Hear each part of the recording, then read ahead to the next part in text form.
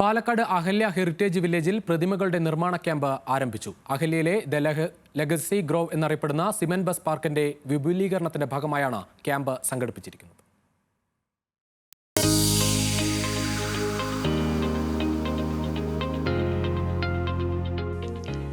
എട്ട് കലാകാരന്മാർ, 16 പ്രതിമകൾ, മനോഹരമായ ശില്പങ്ങൾ തല ഉയർത്തുകയാണ്.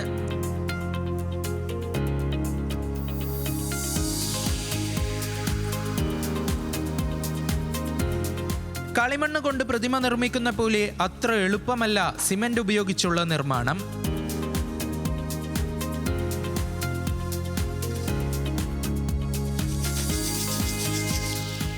ക്ലേയിൽ നമ്മൾ ചെയ്യുന്ന സമയത്ത് ക്ലേ നമുക്ക് കൈകൊണ്ട് പിടിച്ച് നമുക്ക് ആവശ്യമുള്ള പോർഷൻ വെച്ചും ആഡ് ചെയ്തും സബ്ട്രാക്ട് ചെയ്തും നമുക്കതങ്ങനെ ചെയ്യാൻ പറ്റും. പക്ഷേ സിമെൻറ്റിലാവുന്ന സമയത്ത് നമുക്കത് കൈ കൊണ്ട് അങ്ങനെ പിടിച്ച് ചെയ്യാൻ പറ്റില്ല. നമ്മൾ ടൂളുകൾ ഉപയോഗിച്ചിട്ട് വേണം ചെയ്യാൻ. അപ്പം അതിൻ്റെ ഒരു ചെറിയൊരു ഡിഫിക്കൽട്ടി ഉണ്ടാവും. കാരണം ക്ലേ പോലെ നമുക്ക് അങ്ങനെ കൈ വെച്ച് നമുക്കങ്ങനെ പ്ലേ ചെയ്യാൻ പറ്റില്ല എന്നുള്ളൊരിതുണ്ട്.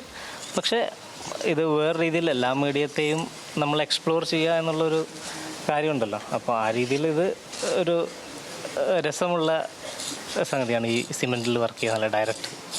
ഇവിടെ ഞങ്ങൾ സോഷ്യൽ റിഫോമേഴ്സിനെയാണ് ഉണ്ടാക്കിക്കൊണ്ടിരിക്കുന്നത്. ഇവിടെയുള്ള ടീമെന്ന് പറഞ്ഞാൽ എല്ലാവരും ഫൈൻ ആർട്സ് മേഖലയിൽ നിന്ന് ഉള്ളവരാണ്. ഓരോരുത്തരും ബറോഡയിൽ നിന്നും ഹൈദരാബാദിൽ നിന്നും അങ്ങനെ ഡിഫറെൻറ്റ് യൂണിവേഴ്സിറ്റിയിൽ നിന്ന് PG നേടിയിട്ടുള്ളവരാണ്.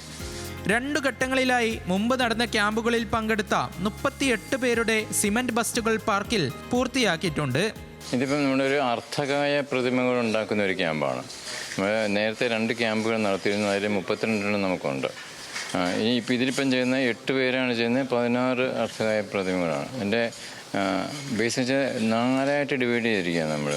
അതായത് പല രീതിയിൽ, അതായത് തിയേറ്ററിക്കൽ പേഴ്സണാലിറ്റീസ്, മ്യൂസീഷ്യൻസ്, അങ്ങനെ സോഷ്യൽ റിഫോമേഴ്സ്. അങ്ങനെ ഇപ്പം നമ്മൾ അബ്ദുൽ കലാമിൻ്റെ ചെയ്തിട്ടുണ്ട്, നാരായണ ഗുരുവിനെ ചെയ്തിട്ടുണ്ട്, മദർ തെരേസയുടെ ചെയ്തിട്ടുണ്ട്, ശങ്കരാചാര്യരുടെ ഉണ്ട്. ഇങ്ങനെ പല പല ആൾക്കാരുടെ. അപ്പം ലിറ്ററേറിയൻസ് ഉണ്ട്. പഴശ്ശിരാജ, VT ഭട്ടതിരിപ്പാട്, MT വാസുദേവൻ നായർ, എഴുത്തച്ഛൻ, കുഞ്ചൻ നമ്പ്യാർ, സ്വാതി തിരുനാൾ, അങ്ങനെ പല കാലത്ത് സമൂഹത്തെ മാറ്റിമറിക്കാൻ ഇടപെട്ട 16 പേർ.